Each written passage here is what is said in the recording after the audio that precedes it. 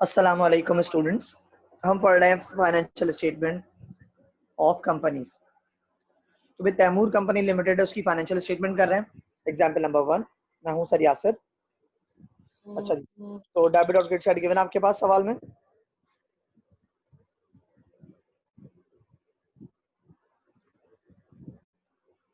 Assets है, liability है, honours equity है और एडजस्टमेंट्स है। बनानी income statement, statement of retained earning, balance sheet. पहले बनाते हैं income statement. Taimur company limited income statement for the period ended December 31, 2015। सबसे पहले लिखेंगे आप सेल्स। भाई सेल्स कितनी है सवाल में? सेल है 750,000। ट्रायल बैलेंस की क्रेडिट साइड है। यहाँ पे क्या होती है? लायबिलिटी, ऑनर्स इक्विटी और रेवेन्यू आपको नजर आएगा और कॉन्ट्रैक्टर्स भी दिख रहे हैं आपको। सेल है 750,000, आपने यहाँ लिख दिया इनकम स्टेटमेंट में। लेस होता है सेल्स रिटर्न सेल डिस्काउंट, जो कि सवाल में नहीं है। लेस करते हैं कॉस्ट ऑफ गुड सोल्ड। पहले आएगी मर्चेंडाइज इन्वेंट्री ओपनिंग। ये रही मर्चेंडाइज इन्वेंट्री ओपनिंग 25,000। इसमें ऐड होता है परचेजेस, फॉरिटी का परचेज और ट्रांसपोर्टेशन ऐड होता है। तो ओपनिंग हमने लिखी यहाँ पर 25, परचेज में ट्रांसपोर्टेशन ऐड किया। सवाल में परचेज रिटर्न परचेज डिस्काउंट नहीं है, इन दोनों को ऐड किया, नेट परचेज आया। ओपनिंग में नेट परचेज ऐड किया, मर्चेंडाइज अवेलेबल फॉर सेल आ गया। कितना आ गया? 525। लेस करेंगे मर्चेंडाइज इन्वेंट्री एंडिंग। एंडिंग कितनी है आपके पास? ये रही एंडिंग 180,000। माइनस करेंगे तो क्या आ जाएगी? कॉस्ट ऑफ गुड सोल्ड आ जाएगी 345। सेल में से cost of good sold minus करेंगे, ग्रॉस प्रॉफिट आ जाएगा 4,05,000। लेस करेंगे ऑपरेटिंग एक्सपेंसेस।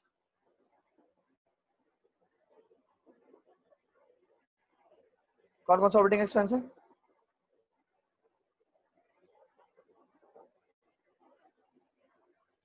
सैलरी एक्सपेंस है 58,000।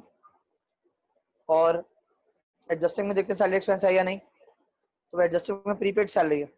प्रीपेड सैलरी क्या हो जाएगी? माइनस। तो सैलरी एक्सपेंस का बैलेंस कितना आ जाएगा? 50,000। उसके बाद क्या है नेक्स्ट? रेंट एक्सपेंस है, कितना है? 45।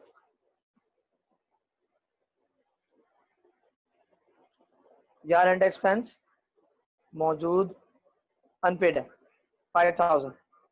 3 मंथ्स का रेंट अनपेड है, यानी 5, 10, 15,000 का रेंट ऐड हो जाएगा रेंट एक्सपेंस। ऊपर था रेंट 45, नीचे 15 ऐड करा, कितना हो जाएगा रेंट एक्सपेंस?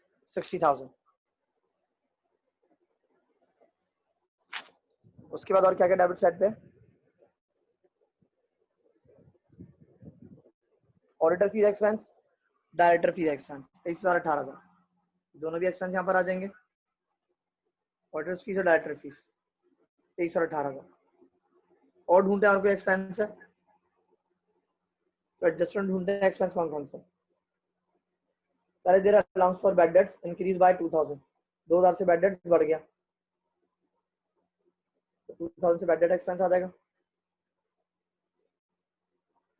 फिर उसके बाद आपके पास equipment depreciated by 20% diminishing balance method, यानी कॉस्ट में से अलाउंस फॉर डेप्रिसिएशन माइनस करेंगे, बुक वैल्यू आएगी, उस बुक वैल्यू का 20% निकलेगा डेप्रिसिएशन। तो भाई कॉस्ट कितनी आपकी एसेट्स की? इक्विपमेंट है 15 लाख की, अलाउंस कितना है? 41। 15 लाख में से 41 माइनस करेंगे, बुक वैल्यू आएगी, नीचे वर्किंग शो की है मैंने इसकी। 15 लाख माइनस 41, 13,60,000 आया। इसका 20% लिया, 2,72,000 आ गया आपका डेप्रिसिएशन एक्सपेंस।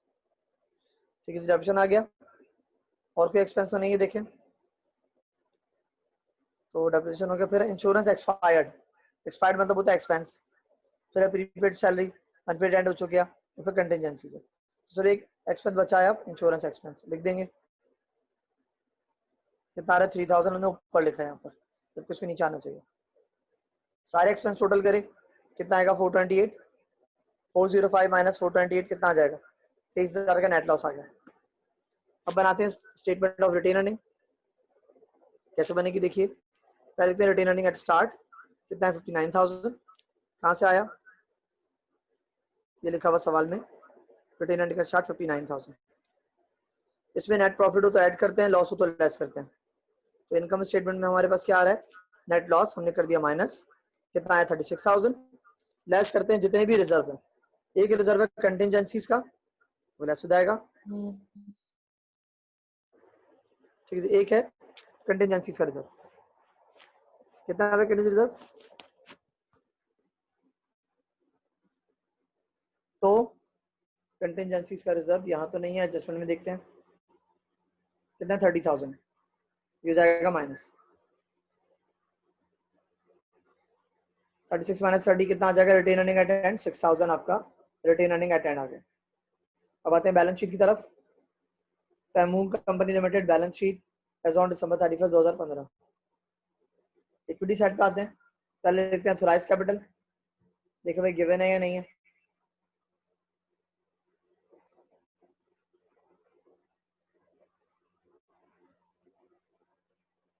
तो यहाँ लिखा हुआ है ऑथराइज्ड कैपिटल है 50 लाख, नंबर ऑफ शेयर है 5 लाख 10 के हिसाब से। ये एज इट इज कॉपी कर दिया हमने यहाँ पर, 5 लाख शेयर्स मतलब 10, तो 5 मिलियन आपका ऑथराइज्ड कैपिटल आ गया। फिर आते हैं पेड अप कैपिटल, तो शेयर कैपिटल देखें कितना है। यहाँ लिखा हुआ शेयर कैपिटल 10 लाख, 10 रुपए का शेयर है तो 1 लाख शेयर बनेंगे। ठीक है, तो 1 मिलियन आपका शेयर कैपिटल है। फिर लिखते हैं आप और कौन सी इक्विटी आइटम है। रिटेन अर्निंग का 10 आ जाएगा 6,000, ये लिख दिया। और रिजर्व फॉर कंटिजेंसी लिख दिया आपने 30,000, ये आ गया। और कोई सवाल में इक्विटी आइटम नहीं था, अगर होता तो वो भी लिख देते। तीनों को प्लस करा कितना आया? 1,36,000, 10,36,000। लाइबिलिटी पे आते हैं, long term liability, current liability कौन कौन सी है। तो लॉन्ग टर्म लाइबिलिटी मिली आपको 29,000 बॉन्ड्स पेबल। कहाँ से आई? ये लिखा हुआ बॉन्ड्स पेबल 29। करंट लाइबिलिटी में अकाउंट पेबल है 60,000, या से कॉपी हो जाएगा 60,000। और ऊपर कोई लाइबिलिटी नहीं थी। अब एडजस्टिंग एंट्री में लाइबिलिटी ढूंढते हैं। एडजस्टमेंट में लाइबिलिटी कौन कौन सी देखें। हमें मिला ये अनपेड रेंट, कितना है? 5,000 पर मंथ, यानी रेंट पेबल है 3 महीने का 15,000 बन गया रेंट पेबल। यहाँ लिख दिया मैंने रेंट पेबल 15,000, ऐड किया 75,000 आया। Shoulder equity, long term liability, current liability सब प्लस किया, टोटल इक्विटी आ गई 14 लाख। अब आते हैं एसेट्स की तरफ, पहले लिखेंगे फिक्स एसेट्स। तो फिक्स एसेट में इक्विपमेंट है आपके पास खाली 15 लाख की इक्विपमेंट है। डेप्रिसिएशन कितना है? 1,40,000। और नीचे हमने एडजस्ट डेप्रिसिएशन यहाँ भी निकाला हुआ है, कितना? 272। तो डेप्रिसिएशन दोनों प्लस हो जाएंगे और फिर 15 लाख से उसको माइनस कर देंगे, तो 15 लाख की इक्विपमेंट आ गई। ऊपर का डेप्रिसिएशन ट्रायल बैलेंस का और एडजस्टमेंट वाला डेप्रिसिएशन दोनों ऐड करे 4,12,000 आ गया, माइनस का फिक्स एसेट बना 10,80,000। करंट एसेट्स पे आते हैं, कौन कौन से करंट एसेट्स देखें भाई।